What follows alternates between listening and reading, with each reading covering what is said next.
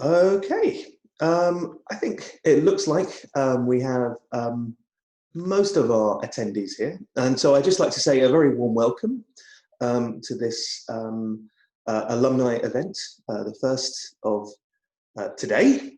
We're going to have some little talks from some very important people in the college, and that will be from Jeff, our principal, from Penny, our senior tutor, and from Joe, who's the president of the HUS. And they're going to outline some of the amazing things that we've been doing over the last year, and also some of the difficulties that we've faced and how we've overcome those. We were going to start off with Jeff, but I don't think he's with us yet. So we're going to have a slight change in the order of presentation.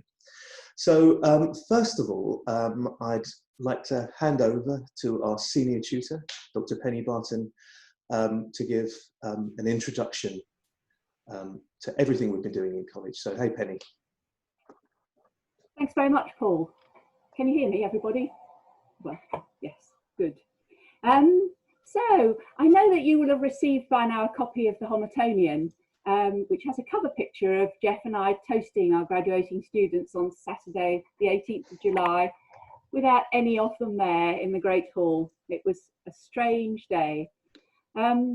Graduation day is always an emotional time for me when I see all our students stepping out into the world, transformed from the shy and uncertain people who arrived just a few years before. This is a process by which they transform each other, by working together, supporting each other, and sparking off ideas from engineering projects to experimental drama to elite sport. What greater privilege for me than to be amongst such intelligent, talented young people, and how much I have missed it over the last 6 months. Every academic year has a kind of pattern or rhythm to it, subtly different for every student, and yet still within a common trajectory. For each student, that pattern contains a pathway through to that zenith term, the term of their finals, that is embedded in memories as a time of intense emotions, highs and lows, hopes, tensions, and wild celebrations as you move on to the next phase of your life. And all of you here listening today will know what I mean. The academic staff experience that same pattern every year, though with all the year groups overlaid, which is why last term was so very painful for us too, as we watched that final culminating term change beyond recognition. And yet, how incredibly the students rose to the occasion. This year we've had the best results ever by a large margin, with about 30 more firsts than last year, and everyone who took class exams getting a first or a 2-1.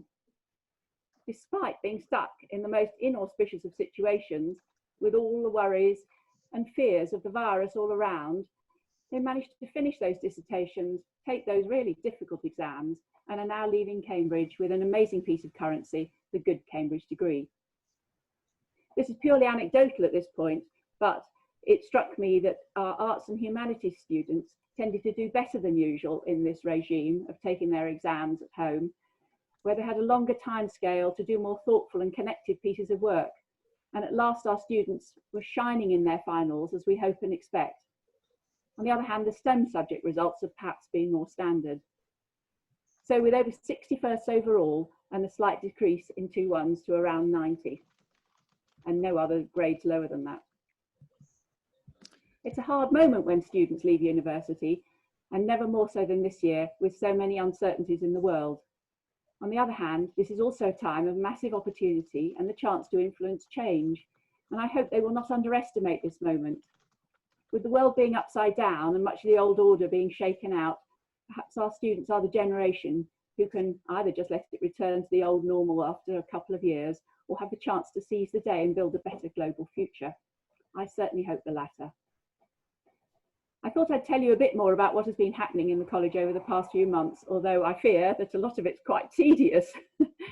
At the start of lockdown, it was right at the end of term, and most students were leaving anyway or brought their plans forward. It was surprisingly difficult to get them to communicate with us at all about where they were or what they're doing. We managed to contact all students by the start of the Easter term, but DOSes, tutors and the pastoral team all reported an unusual quietness from the majority of students.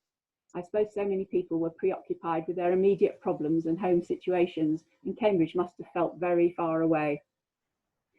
About 60 to 65 students remained in college residence throughout the lockdown and right through the summer, and we bunched them into small households of 1 to 4 people, each using one kitchen in the graduate accommodation. We did this so that they could more easily self-isolate if needed, and also to look after themselves if it turned out that the college couldn't carry on providing things for them. Happily, we did not end up with a proliferation of cases on site. Students took on board the constraints and kept themselves very isolated, perhaps too isolated. The situation now is that rooms are no longer being cleaned, and over the summer there was no catering provided, but this is now reinstated, but in a highly constrained and strange manner. The college responded to the Black Lives Matter movement over the summer, and we're actively looking at ways of diversifying our fellowship. We've added 2 BAME tutors to our team and have found a way to offer to specialised counselling for Black and minority ethnic students. A few big organisational issues have taken up masses of time and effort over the summer, all the more so because college admin was spread out geographically with most people working from home. There was a lot of attention on reopening university departments in August and getting science PhDs back to work. Like everything to do with the pandemic, this consisted of painstaking writing and implementation of protocols to put returning students into isolation or quarantine and supporting them through it, whilst trying to reassure existing residents and staff. The college had to check that each student was not being pressurised to return by PhD supervisors against their will, and the graduate tutor bore the brunt of all the negotiations with departments, supervisors and students. Another aspect was the division of the accommodation into notional households, groups of students sharing a kitchen. We started with households of 6, then realised that we would only be able to house less than 3/4 of our students if we did that. By expanding this number to 8 to 10, we have been able to offer all undergraduates college accommodation this coming term. Second and third years have been housed in their friendship groups as requested, and first years are grouped into households of 8 or 9 students in which they have at least one other person doing their subject and several subjects represented to give them some diversity of friendships. Another huge issue is the collection of student belongings. At the time of lockdown, some students had literally hours to catch the last flight home, and some left their rooms like the Marie Celeste, one with a piece of half-eaten toast on a plate. A military-style operation was organised by the Estates Office to coordinate the students' return to collect their things, or to arrange shipment or movement of their possessions into next year's rooms. An added complication was that there were a large number of library books scattered around in their belongings or taken home, all of which had to be quarantined before being returned to the shelves at Homerton or other libraries. The effects on students have been in lots of different ways for both undergraduates and postgraduates.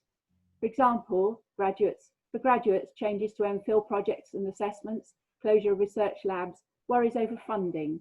For PGCEs, impact of school closures over the Easter term. And for undergraduates, massive changes in their course delivery and assessment criteria and deadlines. The senior tutor team, tutors and DOSs all helped as much as they could, supporting applications for extensions, intermissions, etc. And faculties and departments were being very flexible and responsive. Supervisors have been absolutely amazing, adapting themselves to sometimes very difficult domestic situations and delivering world-class supervisions amidst babies, children needing educating, and competing demands on broadband, equipment and space in their homes. This has been very impressive, and we're extremely grateful for their skill, expertise and care for our students when there are so many other concerns and pressures in everyone's life. Interestingly, both the college nurse and the counsellor noted that the number of requests for consultations were significantly less than usual during lockdown, but now we're seeing a rapid acceleration as we approach the new term. We think this kind of quietness was partly due to students not being able to find a private place at home for a confidential session.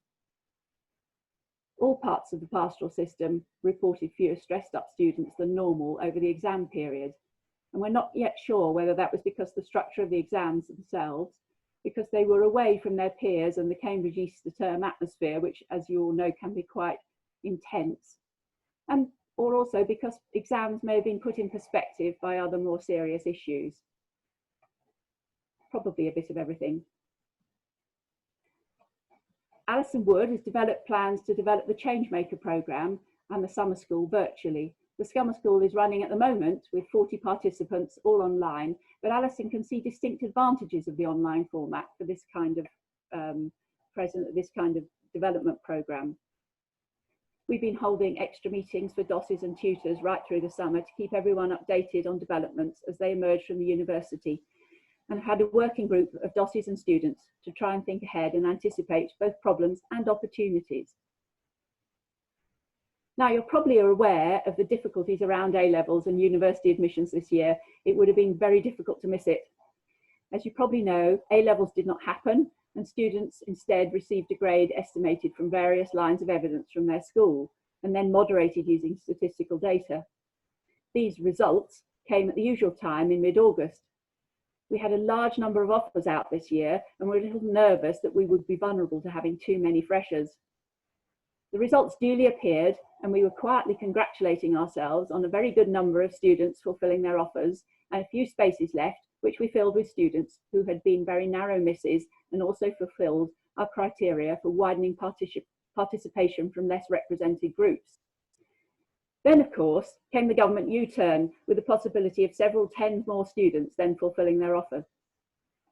However, after a nail-biting few days and a few students preferring to defer to next year, we've ended up with about 15 more students than usual and have the biggest ever first year of 201 students, but on the other hand, few, just about manageable number. Some begin to arrive tomorrow, mostly on Wednesday. One of the biggest knock-on effects has been that the whole A-level confirmation took around 10 days longer than usual, which means we're now not as far advanced with all the numerous admin tasks as we should be by now. So, looking forward, I think the last 6 months are not something that any of us would like to repeat, although sadly, we're clearly nowhere near out of the woods yet. However, when hands are forced, we can get jolted out of our comfortable ruts, and suddenly changes are possible that were unthinkable before. This is a great opportunity for change, particularly to the Cambridge structures and pressures that seem to damage our students' mental health so much, and all our treasured assumptions about the superiority of the Cambridge way. Homerton is one of the most agile colleges, and we need to take advantage of that to take a lead and speak up for positive change wherever we can as we move forward. One thing I've glossed over so far is the whole business of quarantine for students coming from abroad. And this was demanding enough when we only had about 3 PhD students. Now the undergraduate term is approaching, we currently have about 50 students in quarantine. And it has only been with the help of the Homerton Union of Students that this has been possible to cope with at all. So when you get to hear from Joe Saxby, the president of the HUS, he will tell you more about what the student union has been doing in this respect. Thanks very much.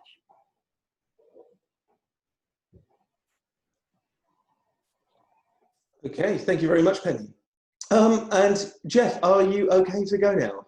Yes, I'm fine, and I'm sorry to join the party late. As some of you will know, I've had IT problems in the house, which climaxed yesterday when a guy from BT came round to sort all the problems out. And he said at one point, I just have to go out to the van to get something and then I'll be back. And he went out, got into the van, drove off, and then didn't come back for an hour. And it's been like that over the last day. But I'm here now. I'm glad to be with you. Can you hear me okay? Yep, good. Okay, off we go. So I begin with doom and gloom, and then it gets better. There's plenty of doom and gloom, that's for sure. It's an annus horribilis, quite amazing situation that we're in, and it was hard for the departing finalists who were suddenly leaving college when they didn't expect to, and didn't have a graduating ceremony and were just gone, or were here and were trapped, as it were.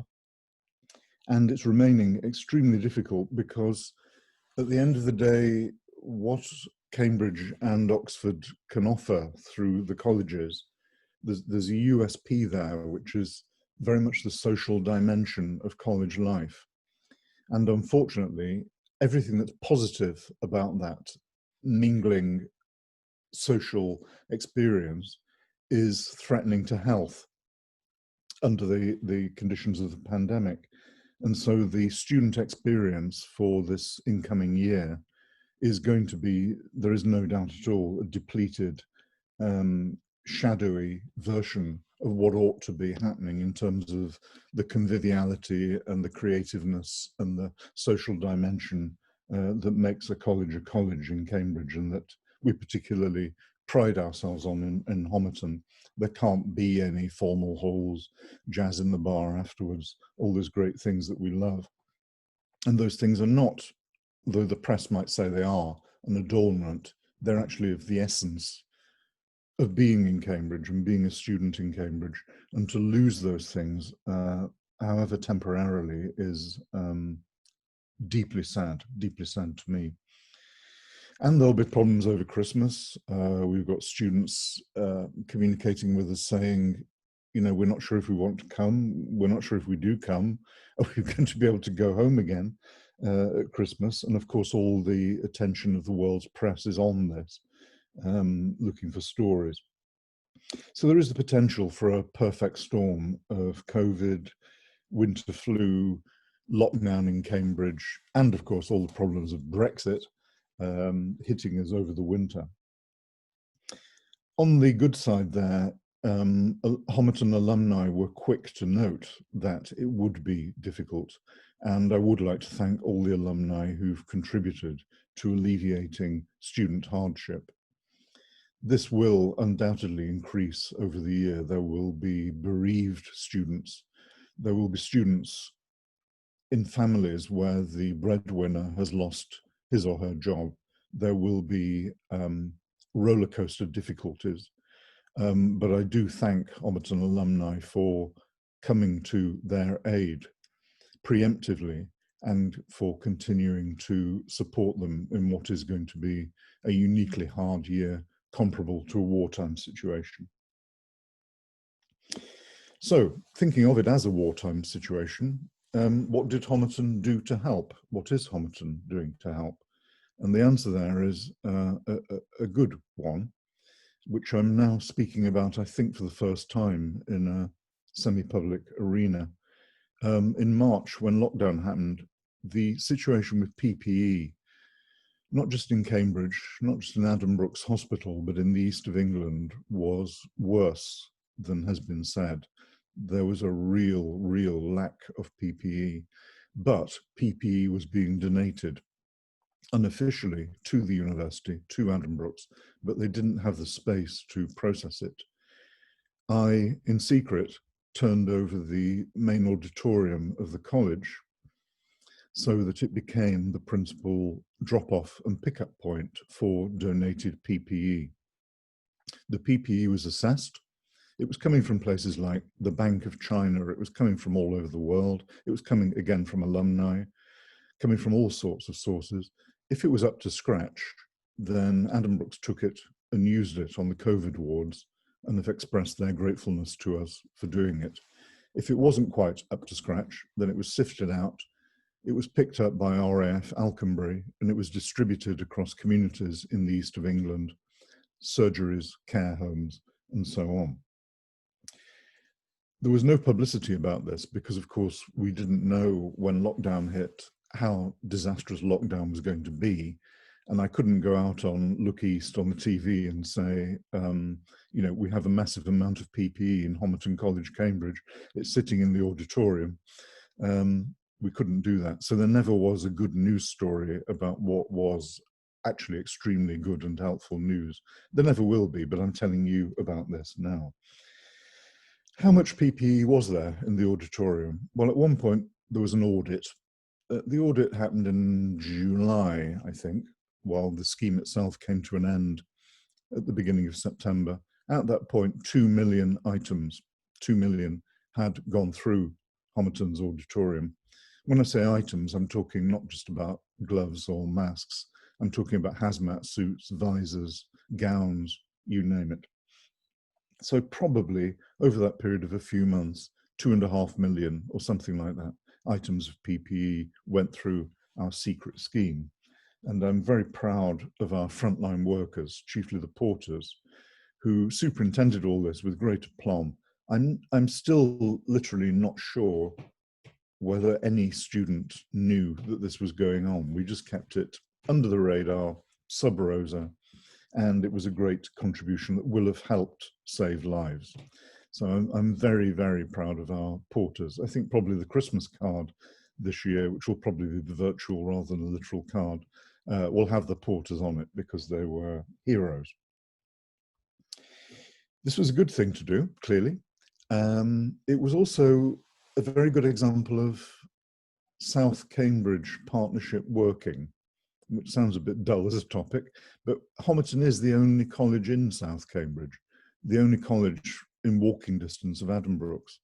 And to work with Addenbrooke's, as we have worked with other elements of what is the largest biomedical campus in Europe, shows what this college can do and what other colleges, no matter how splendid, traditional, 500 years old, whatever, city centre, they can never do. This is something we can do and they can't. The sheer geographical proximity is important. It's also been important to the makeup of our fellowship. And so one of our most recently joined new fellows is Ravindra Ravi Gupta, who is a professorial fellow, much quoted in the press, because he's working on COVID and he's made some advances, and he's a Homerton fellow. He's actually just been declared by Time magazine one of their 100 most influential people, and that's not even for his work on COVID, it's for work he was doing before. Because before, Ravi was working on HIV. There are two patients in the world, known in the literature as the Berlin patient and the London patient, who have been cured of HIV, and it was Ravi's team that cured the London patient. The London patient has now disclosed his name and agreed to be interviewed, and so Ravi is now being praised for that remarkable scientific achievement. So that was even before he got going on COVID. So we're very proud of Ravi, as we are of Julia Kenyon and other Homerton fellows who are working directly on COVID.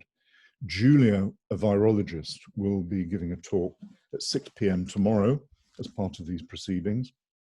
If you want to join and you haven't joined up, there is still time to do that, but you do need to email alumni at Homerton, CAMAC UK, if you would like to be part of that conversation. So I began with doom and gloom. I went on to what did Homerton do to help? What is Homerton continuing to do to help? And there are other points of light in what is admittedly a fairly gloomy situation, not just for the college, not just for the university, but for higher education in the UK. As I was racing around the kitchen trying to get things to work, I'm not sure what Penny said about our finals results this year, but I'm sure she probably slipped into the conversation the fact that these were the best results ever, that in 2020 our graduating finalists did better than they ever have before, with every one of them getting a first or a 2-1. So cynics might say, well, that was probably going to happen in the year of plague because the assessors were going to be easy on students. But there's a non-cynical thread of optimism here that I think we should look into further, which is that some students were now not being assessed in the hothouse atmosphere of a 3-hour exam in a hall somewhere.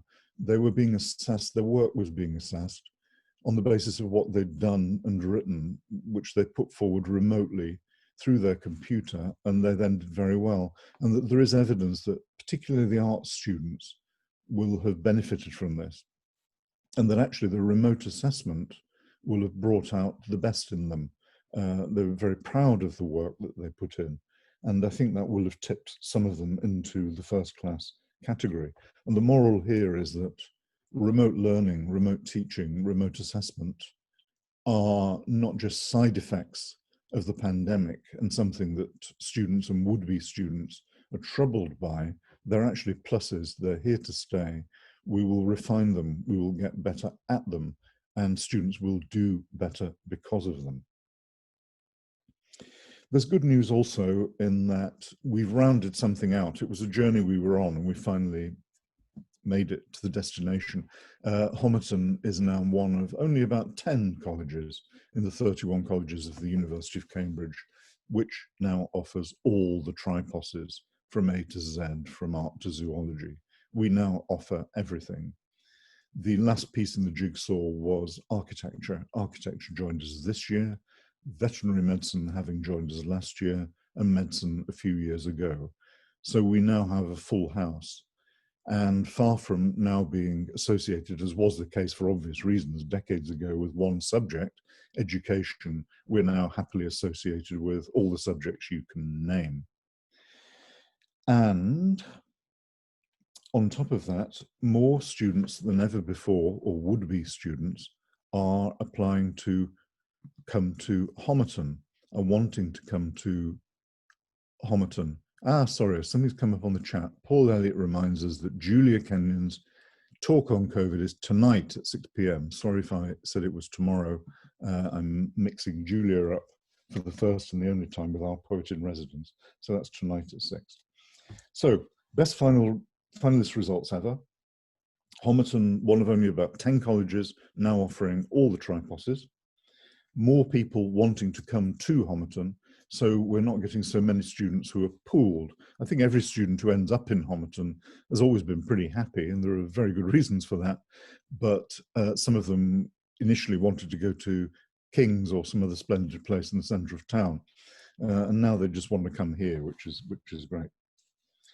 Also, in relation to all of that, I would very much like to thank our admissions team, Paul Elliott and Georgie Harrell, who consistently always come up with brilliant ideas for clarifying to the world at large how great Homerton is and why. And they've just been full on, absolutely full on over this phase, but not in any way daunted by it, but just working for us in the most brilliant way. I'd like to thank too Alison Wood, our fellow who oversees our project Changemakers. Changemakers, you may be familiar with. It's an extracurricular optional element in the Homerton experience. It's not to do with the academic degree in engineering or English. It's something that students can take, which is additional and which gives them the life skills that they will undoubtedly need as they transition from the world of university to the world of work. Far from being dented or impeded by plague, I think Homerton Changemakers has come into its own during this increasingly virtual, Zoom-led phase that we're all in. It's doing really brilliantly. It's being watched very carefully because we are the first Cambridge College to offer something like this so fully. And we have said to the Vice-Chancellor, we're very happy to be watched. Other colleges can ignore it, reject it, adapt it, mimic it. So Homerton goes first, the rest follow. And Homerton Changemakers is continuing to be a great way of responding to these unique challenges of now, as well as the challenges that were always there in terms of students competing for places. We knew we had a good record in employability. 96% of Homerton students, after graduating 6 months later, they're in a job. They're in a full-time job, not just serving in the dog and duck. We knew that, but we didn't know whether that job that they were in was always the ideal job, the job they were best suited to doing, or just their first job. And Homerton Changemakers is sending them on to this next stage of getting where they need to be as quickly as possible. Another little ray of light, well, not little, a ray of light in the gloom is we now have a poet in residence. We've had a composer in residence, John Hopkins, an artist in residence, Richard Hickman, but now Mariah Whelan is joining us as our poet in residence. And I would like to thank, I don't know if he's in the list at this particular moment or not, but I'd like to thank Norman Bardsley, for his donation in memory of his late wife, Jacqueline Bardsley, a Homerton alumna, some of whose contemporaries are definitely with us over this weekend. I'd like to thank him for sourcing for providing the donation that has led to this appointment, about which I'm very excited. Mariah is a brilliant poet. Poetry is my own field. I feel I can talk about that with more confidence than I can some of the things I talk about as principal. One of the great things about Mariah Whelan as a poet is she isn't one poet. She's, I think, probably about 4 poets. Her work is very, very varied. Her approaches to talking about poetry and encouraging its production by students and others are quite remarkable. If there's anyone who can really get on top of this Zoom situation that we're now in, where she can't be just living and breathing in college, physically present with students, encouraging them to write and understand poetry. If there's one person who can do that brilliantly, that's Mariah. So we're very pleased to have her. I'm coming to the end. This is a great place, Homerton. It's all about the people, but it is also always all about the place and spaces and rooms and buildings. And I'm pleased to report that the new dining hall is coming along well, despite the COVID crisis. I think they're technically about a week behind or something like that. And I cannot quite see it from here, but it's close by. It's beautiful. The faience, the use of faience, which has been with us for thousands of years, is remarkable and novel. This is a building that is going to literally catch the light and bounce it back and startle and impress at the same time as it forms a homely hub for the heart of Homerton. St Mary's playing fields. We now have, it's just about ready, just about good to go, the best playing fields in Cambridge. They're about, I've walked it, what did it take me? About 7 minutes walk away, which is great because some colleges have to go halfway across Cambridge to find their playing fields. Ours are quite close by, and a remarkable addition to what we offer, which I think will help with recruitment and will help produce stars among our student population. It's now known that, here we are. There you are. We can see. Pretty good, eh? I think so. So that's St Mary's School and our collaboration with them to provide these new facilities.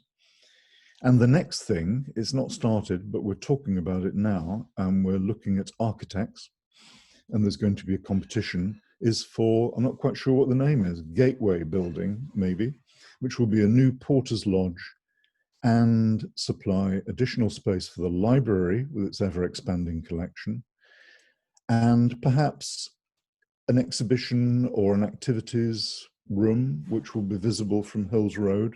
So part of this is not just about supplying facilities that we now need. Really, Amazon ought to pay for all of this. It ought to be the Amazon building, because the sheer number of packages that now come into the college every day that students pick up means that the Porter's Lodge just doesn't have enough space. But also, it's not our entrance to Homerton is a very friendly place. Our porters are wonderful, but sometimes people coming up to the entrance to the college think, is that the entrance? It hides away. It doesn't come out and make a big statement about who we are and what we're aiming for. So this new Gateway building will do that. It will project more into the Hills Road. And the architect's practice that wins this gig will be the one that is most subtly and elegantly, but also emphatically able to make that statement, as well as supplying those functional needs that the college has.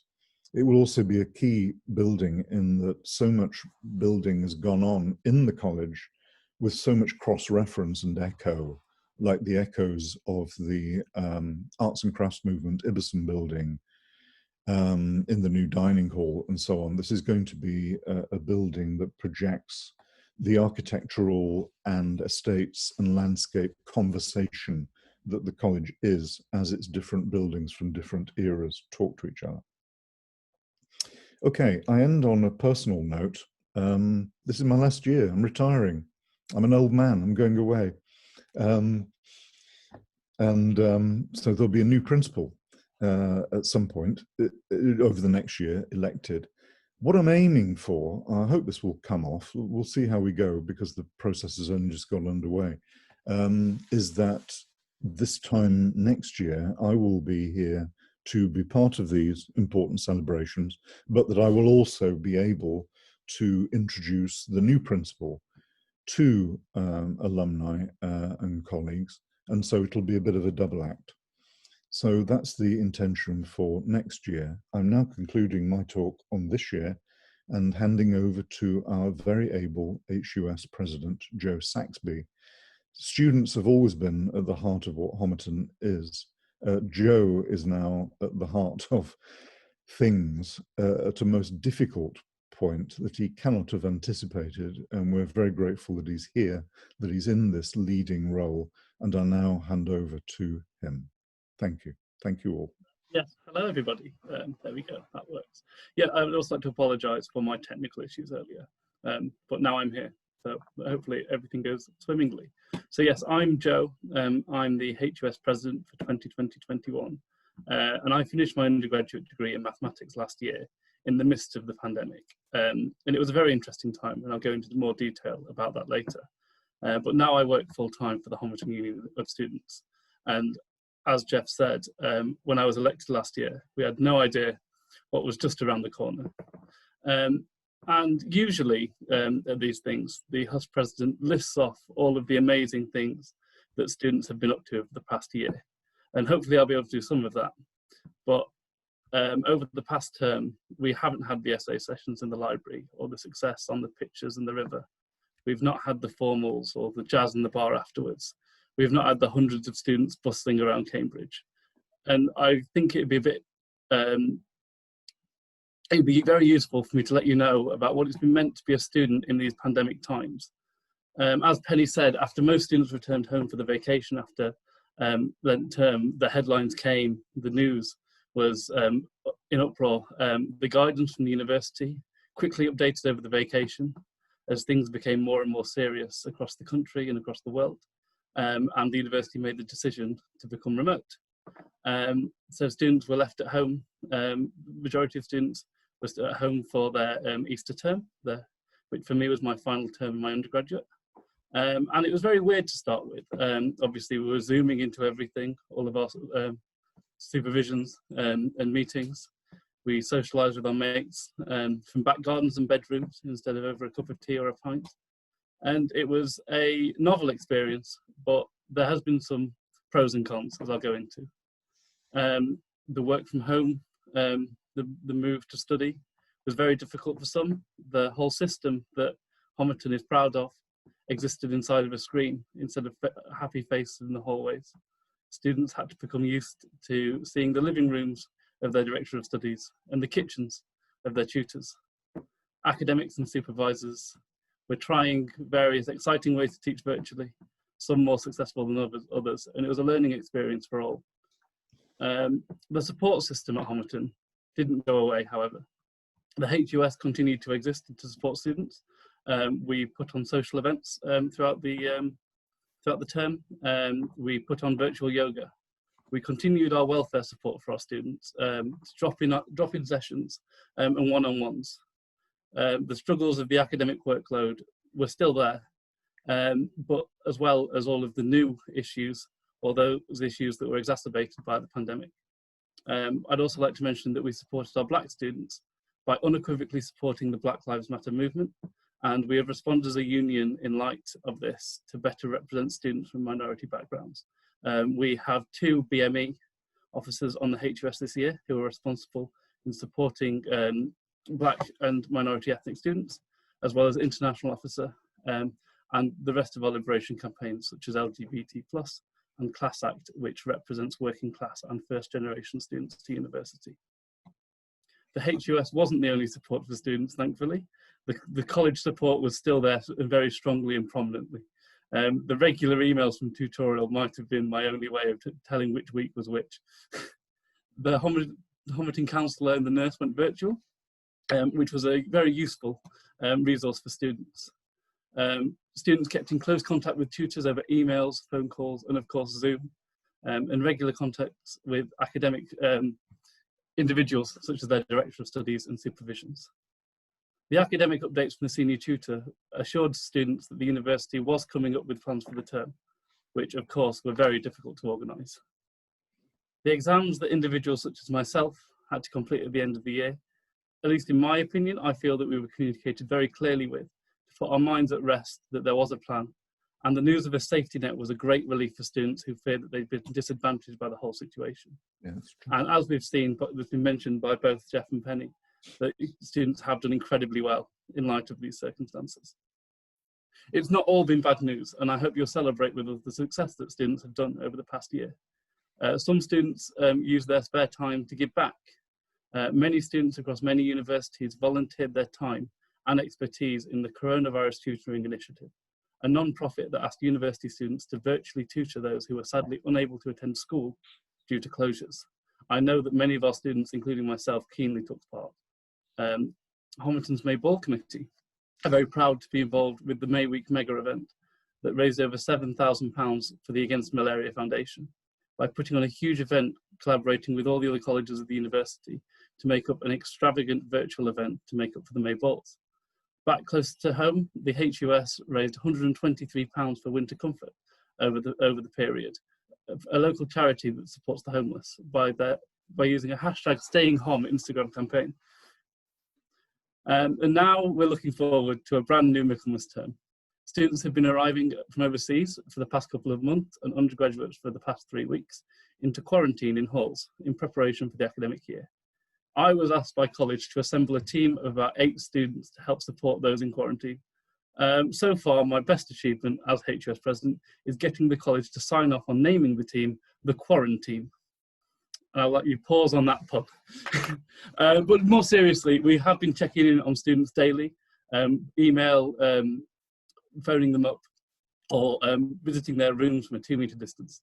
We've been delivering all of their meals from hall so that they get nice hot food whilst they're in quarantine. We've been organising grocery deliveries, so their Tesco's and Sainsbury's, so many a day, all come to the Porter's Lodge and are delivered in little baskets by us volunteers. We host Zooms in the evenings, and we've been giving out art and crafts and supplies and games for them to be doing whilst they're in their quarantine, because there's only so much Netflix that one can watch. And we've been definitely supplying them with lots of sweets and pizza, which might be ruining their quarantine workout routine, but that's what we're there for. We hope that we've been able to make this very difficult time of self-isolation as pleasant as possible for students, and we are looking ahead as the HUS to support students that might have to go into self-isolation in the upcoming term. But once students are here, we are a bit worried about the social aspects of the university and the welfare of all arriving students. We've been planning for student social events for the past couple of months, and the guidelines are constantly changing. I think just earlier this week, we signed everything off, and then we've had to go back and have another look at it. We're hoping to run a safe but an exciting and fun Freshers Week. We're not running any events indoors or anything that will exacerbate this pandemic any more than it can. Just to give you a bit of a flavour, we've got many events planned virtually, but we also realise it's very hard for students to make friendships over a screen. But we want them to exist entirely within their households for their own safety. We're going to buy them pizza and give them board games, for example, for one evening. And we've booked out escape rooms in Cambridge for groups of 4 to 6 students within a household to go and socialise in a COVID-safe way. We're disappointed that students will miss out on the university experience throughout the term as well. So we've been planning an exciting term called Michaelmas that is under constant review and constant changing, that will include sporting, musical and dramatic events to make sure that everyone is safe, but also got something outside of their academics to pursue. We're very lucky to be in constant communication with students at the HUS. They all understand that things are difficult for everyone, and they all know that we can't go back to normal. But we are very hopeful that as soon as everything's over, we're going to be putting on the biggest events that we can and making up for it in the future. I mean, I'm still promised an in-person graduation. I'm very looking forward to that. I'd like to thank you all for listening. And if you've got any questions, I think we're going to move over to questions to me, Paul and Jeff. Penny and Jeff, sorry. I think I'm going to pass back to Paul Elliott, if that's okay. Thank you very much, and I hope you enjoy the rest of your weekend. Brilliant. Thank you so much, Joe. And Joe's team has done absolutely astonishing work. I mean, Joe is relatively new in post, but the things they've done over the last sort of few months have been astonishing. It's been amazing. Right. We have some time for some questions now. If anyone would like to ask either Penny, Jeff, or Joe a question. Oh, thank you to the person who just said they're very proud to be a Homertonian. And thank you for everything you've done. Thank you very much for that. A question also about the new dining hall. So when the new dining hall is built, what will the Great Hall be used for? Interesting question. Jeff, do you want to take that one? Yeah, sure. Of course, everyone loves the Great Hall, which is absolutely iconic, a wonderful late Victorian, technically speaking, I believe, in architects' terms, American Gothic building. We all love the hall. We all love eating in the hall, being in the hall. The problem with the hall was not the hall. The problem with the Great Hall was the kitchens and the areas around, which were no longer functional properly. And so we looked into just refurbishing the Great Hall, but realized if we did that, that we'd have to do it again 7 years down the line. And so it made much more sense in every way to have a new dining hall. What will the Great Hall be used for when it's not our main dining hall? The answer is it always has been used actually for a great number of things, and that will continue to be the case. It's got a very good choral acoustic. So it will be a site for performances, for music. We had an advisor into college a couple of weeks ago looking into the possibility of installing an organ in the minstrel gallery. And there are all kinds of things you can do now, these days. If you put a new organ in, you don't just get the pipes and the traditional music and the traditional look of an organ, but you can have it do things electronically because of computer links, which could mean, for example, that we could have 2 dinners going on, one in the new dining hall, one in the Great Hall, and organ music be transmitted to both at the same time. If we had a new organ, we could also do things in terms of composition, teaching of composition, and training of organ scholars, which would really put us ahead of the game in Oxbridge terms. I think if we had an organ in the Great Hall, I'm right in saying we would be the only college to have one in the dining hall rather than the chapel or equivalent area. We don't have a chapel for historical reasons. So I'm thinking about looking for donation for that, and I'm thinking about the Great Hall in terms of theatre, music, but also a great place to gather at important and ceremonial moments, and also a very functional space when it comes to conference guests and others hiring and using it as a splendid Cambridge space. The demand for such spaces in Cambridge exceeds what Cambridge has to offer. So I'm sure that the Great Hall is going to be used all the time in very different ways by different groups when the new dining hall is in place. Thank you very much, Jeff. Any other questions that people have for any of our panelists today? What I could do, guys, is while we're waiting, I could just show a very quick video that we've just recently produced to show students what Homerton is like under normal circumstances. And whenever anyone watches it, they tend to sort of, we've had a few students in tears, kind of just, it really sort of conjures up the emotion about what Homerton is. So I may just play that video just very quickly to you in case you haven't seen it. Forgive my technology. Oh, I made a mistake there. Bear with me for one moment.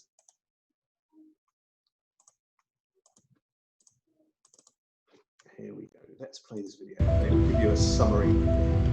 Hi, I'm Phoebe, and I'm a third year studying HSPS at Homerton. Hi. Hi, I'm Kossi and I'm a 4th year studying medicine at Homerton. And we're going to be showing you around today. So, come with us. Hey, moment, Charlie. First thing you'll see is our wonderful library with its incredible resources.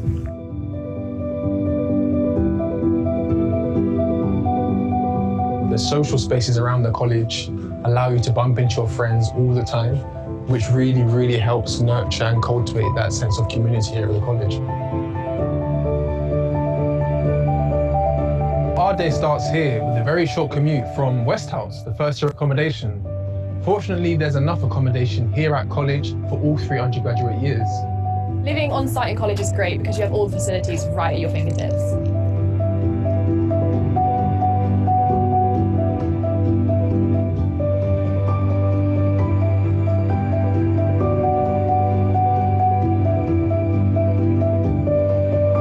Homerton is the newest and biggest college in Cambridge, so we have loads of brand new facilities. You can really do whatever you want with the facilities here at Homerton. For example, on my right is the Queen's Wing Dance Studio, and we also have the gym. Regardless of which Cambridge college you attend, you'll receive the same lectures, seminars, and practicals. There are loads of great options for support within college, such as from your DOS, who's responsible for your academic progress. And your tutor is responsible for looking after your welfare. It's not all about studying. Socialising is really important to at Homerton. The Buttery is a great place to come and wind down, grab something to eat, catch up with your friends, or catch up on some studying. Personally, I love to come here and watch live sport. I'd come here for lunch and chat with my friends, and they do a really good salted caramel brownie. The Great Hall brings everyone together. The space transforms for performances.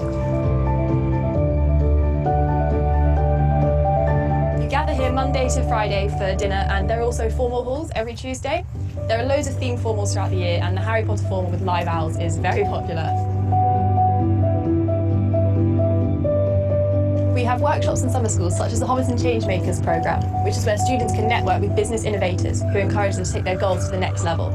We're always working together with each other and with our mentors. Homerton is always opening up to the wider community, such as our 250th anniversary, when they came and joined in our celebrations with us. Homerton is still growing though. Last year we welcomed the Griffin, the new college bar, while this year there will be new sports fields and a brand new dining hall. But most importantly, there will be new students. Homerton can be anything you want it to be. And we're here to celebrate that with you.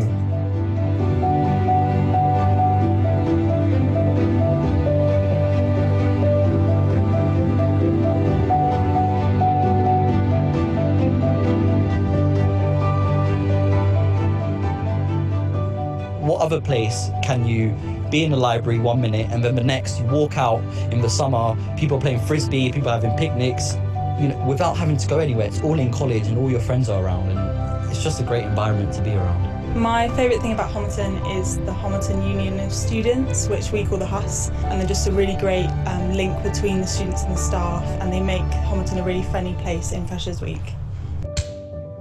Picking Homerton as a college is probably the best decision I've ever made. It's such a great community, make loads of friends, and it's probably the only chance you'll ever get to live on such a beautiful nature-filled site so close to a historic city like Cambridge.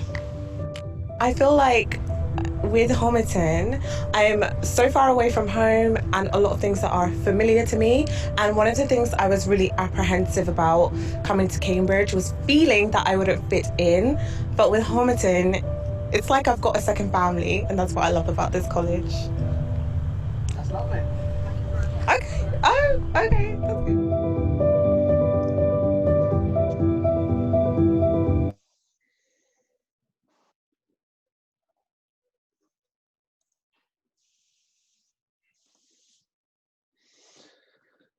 Okay, excellent. I thought I'd just show that to everyone because it often conjures up sort of quite an emotional response.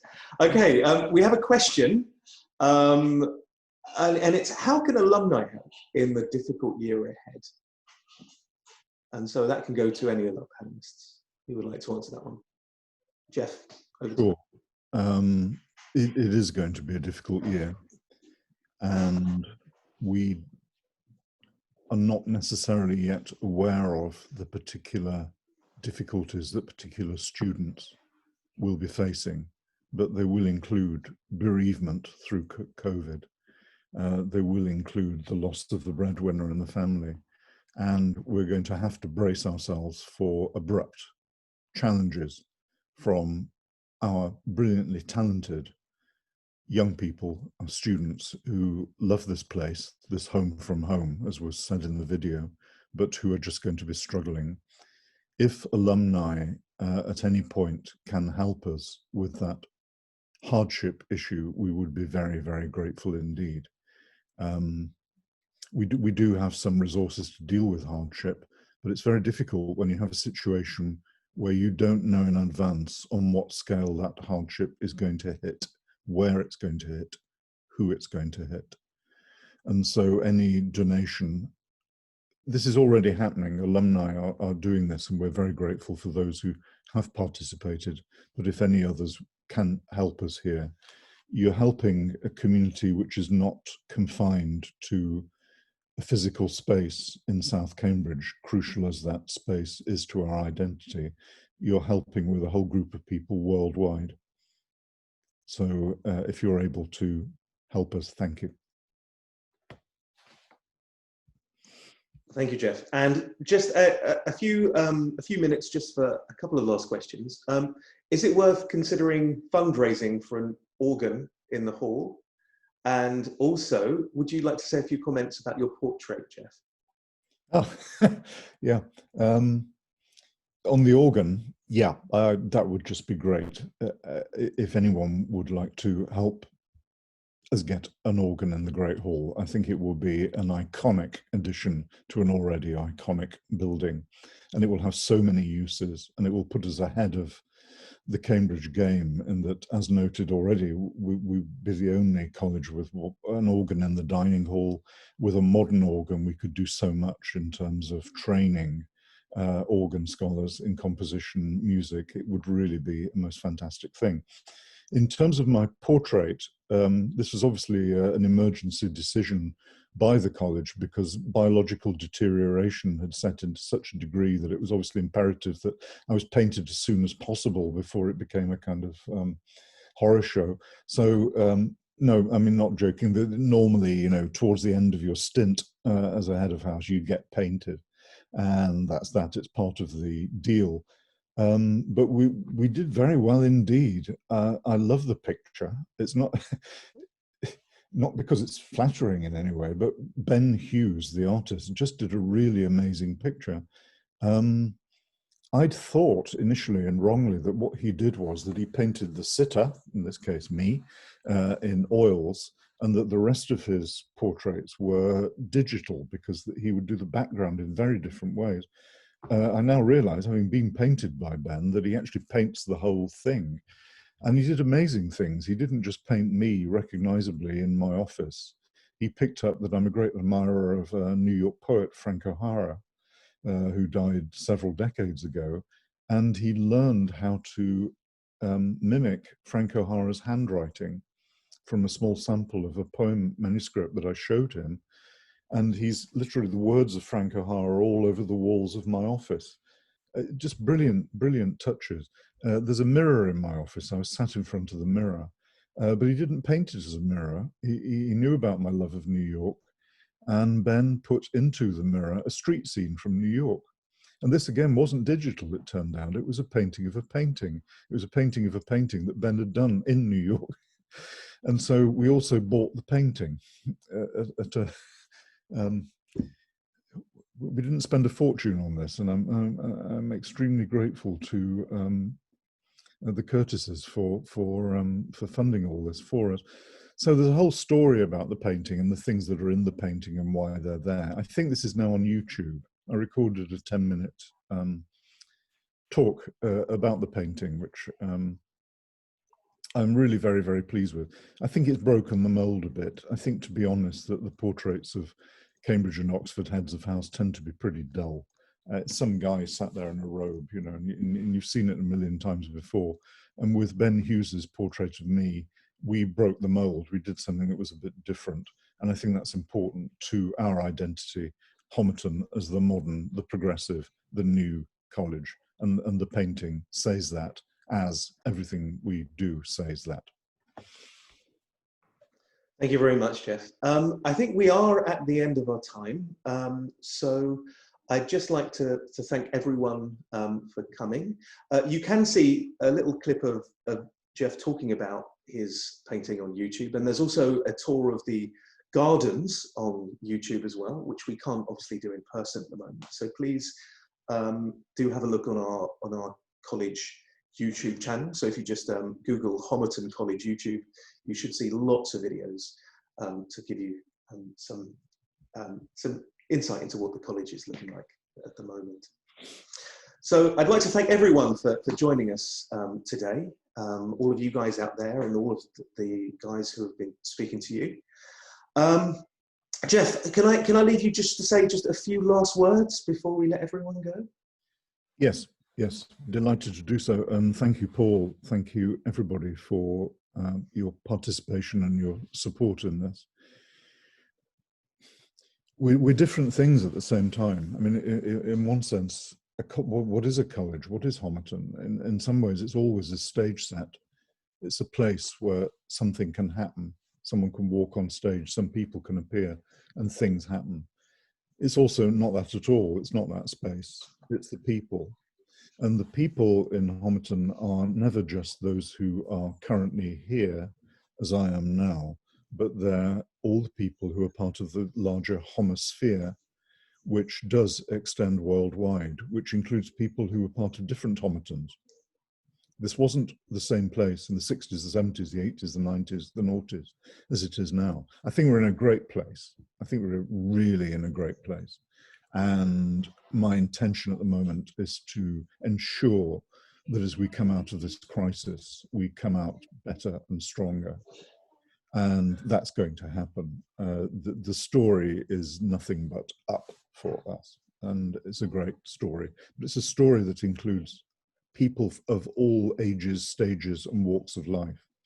And one of the great things about Zoom, and there are lots of terrible things about Zoom, but the great thing about Zoom is that it can bring all this together so we can all be together in a virtual space. And this is what Homerton now is. It's both a literal physical space, and it's also that wider Homosphere. And to have Norman Bardsley here and Anne Muston here and everybody who's come to be part of this great conversation is an expression of who we are, not an expression of a makeshift way of dealing with a crisis. So I'm not sure what I was supposed to say. I didn't have anything scripted, but I'm just glad you've all been here. Thank you. Thank you very much, everyone. Take care.